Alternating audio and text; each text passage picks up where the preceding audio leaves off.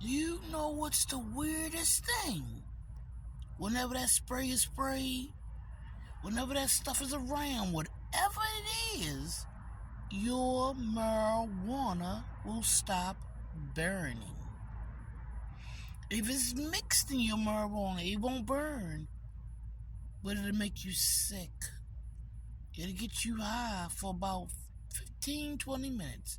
I guess it's like crack mixed with your marijuana. That kratom when they sneak it into your marijuana.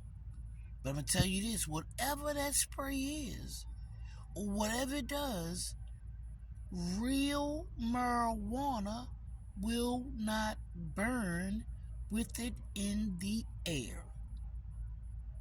I like shake. Shake burns great for me. I like small buds. It burns great for me. I'm lazy sometimes.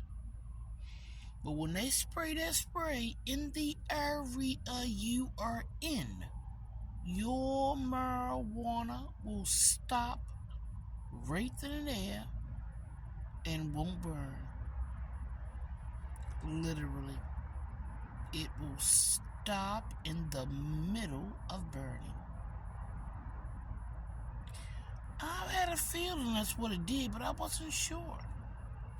So I didn't do any videos about it, even though there's been several hundred times when I noticed that. Even Stella noticed that on the 4th of July. And I'm not sure if I put it in the video or not about that. I'm not sure. It's been a minute. But I'm telling you now, whenever it comes into the air or in your vicinity, they spray it on you, put it up your nose or whatever, real marijuana stops burning. Kratom will continue. Like I said, I like shake, and it's real marijuana. It burns great. It's nice and crisp. It stays that way because it is just you shake a plant, what falls off of it. That's what shake is. And when they spray that stuff in the air, I don't care if you lit it 2 seconds ago, a half a triquilla ago. Is it? Dicker? Yep. And it will stop in mid-burn. Fascinating and scary and creepy and dangerous all at the same motherfucking day. Just imagine what it does to the body. It zombifies you. They spray it and they tell you to walk. You're gonna walk. They're gonna tell you open your mouth. You're gonna open your mouth. They tell you to lay down and do this and do that. Now, I don't remember this. This is what I'm seeing in other people.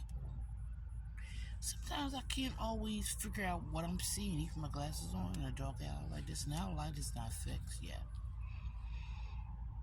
And I look and I'm trying to figure out what do I see, and then I realize that's exactly what I see.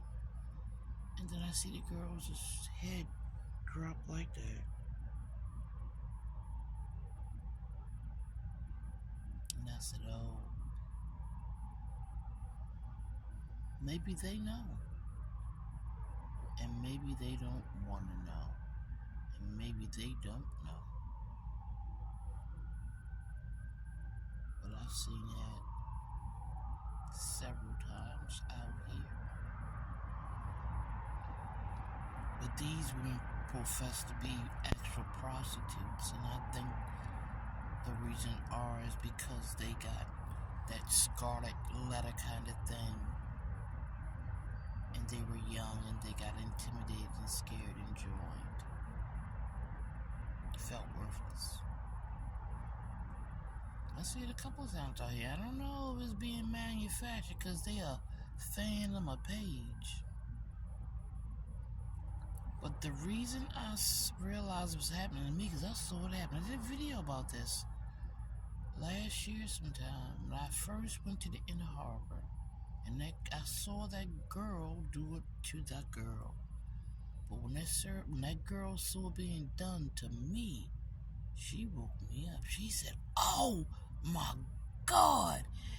And when I woke up, she was sitting in front of me with her back towards me. She wouldn't move. She never turned around the whole time. But I saw her do that, the same thing that was being done to me with the spray and the talking really low and trying to sound like somebody she knows. And I saw that. And this is what happened right here. The other day, somebody tried to sound like Martha. Until Martha came down the street in her own voice. Is this audio interface? Or this is actual people walking around my tent? I don't know. But I'm telling you now, marijuana don't burn like kratom. Don't taste like kratom. Don't make you feel like kratom. Kratom make you feel like you are a zombie. You are being led when you got kratom in your system, whether you know it or not. And sometimes your body physically makes you feel like you're being led. I told you all the time, I feel like my head is always in a bubble.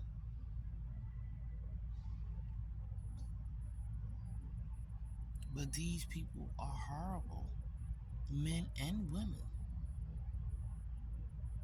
I keep telling these people more ways than one. I'm not a prostitute.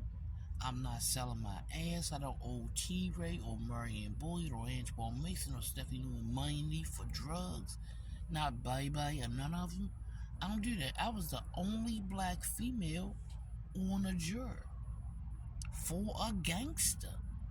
A 23-year-old gangster.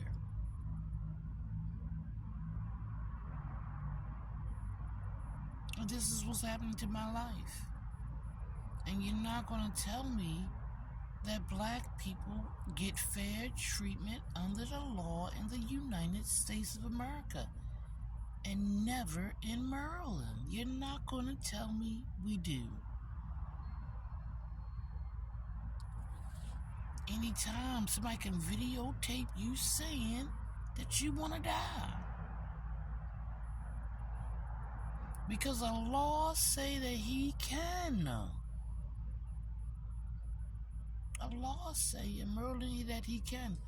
The law say, no, we're not going to help you solve a breaking into your house. We don't care if they break in your house and rape you.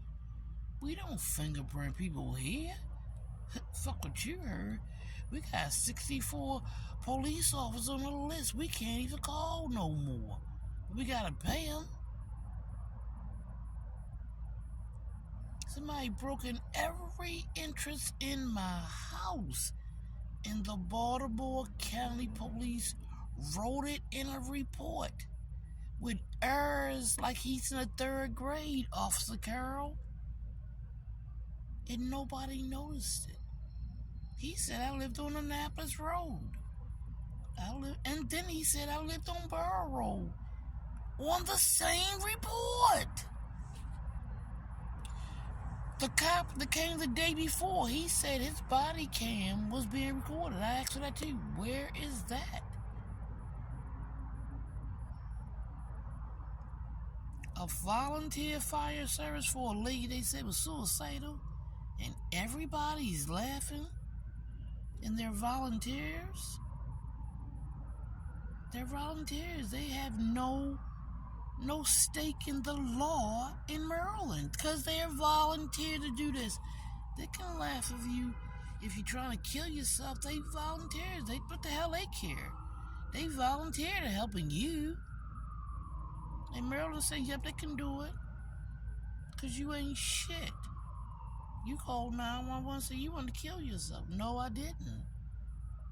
Nobody could ever did that because it's not true. But in Maryland, you can say that. You can say that all day long. And no one is going to hear you if your skin is brown. And from this day moment on, I'll never believe in